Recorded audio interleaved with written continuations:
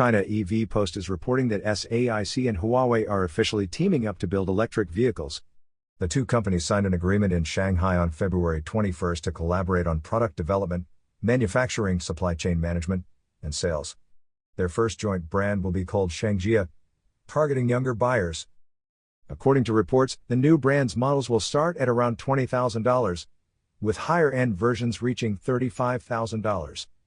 The first vehicle is expected to be based on a model from SAIC's Roewe brand. This marks Huawei's latest expansion into the auto industry under its Harmony Intelligent Mobility Alliance, which already includes partnerships with Sears, Chery, BAIC, and JAC. The new Shangjie brand will be sold through Huawei's network, similar to its other auto ventures.